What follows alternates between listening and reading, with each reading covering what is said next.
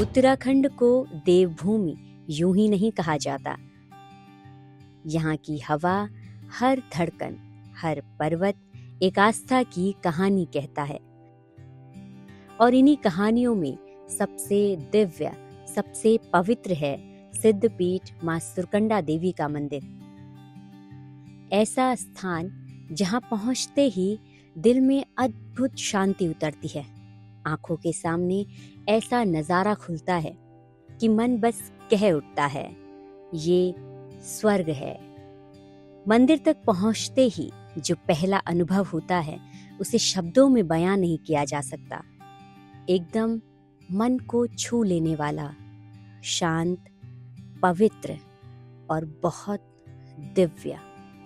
यहाँ से हिमालय की चोटियां, चौखंबा, केदारनाथ, बद्रीनाथ, तुंगनाथ सब कुछ एक ही फ्रेम में दिखाई देता है।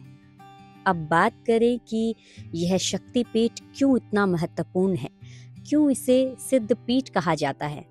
माना जाता है कि जब राजा दक्ष के यज्ञ में माता सती ने स्वयं को अग्नि को समर्पित कर दिया तो भगवान शिव सती के शरीर को त्रिशूल में लेकर आकाश में विचरण करने लगे। इसी दौरान माता सती का सिर जहां गिरा वही स्थान मां सुरकंडा देवी कहलाया।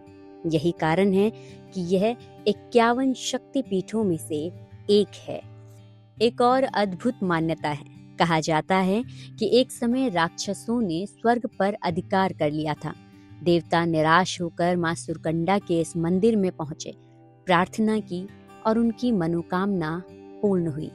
इसलिए यहाँ मन्नत मांगने की परंपरा आज भी जीवित है। भक्त चुन्नी चढ़ाते हैं।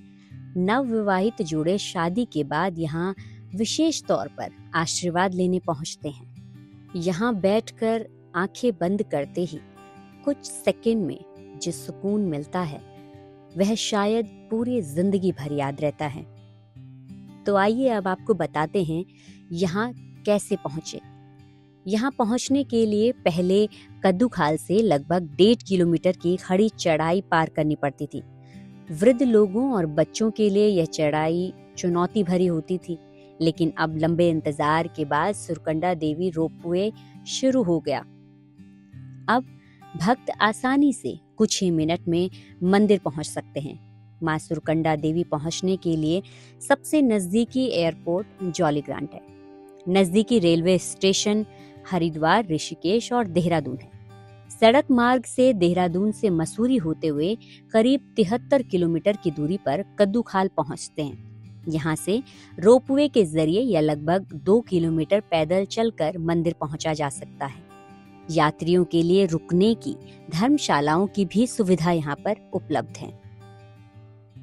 यदि आप भी शांति, शक्ति और दिव्यता महसूस करना चाहते हैं तो एक बार इस पवित्र सिद्धपीठ के दर्शन जरूर करें।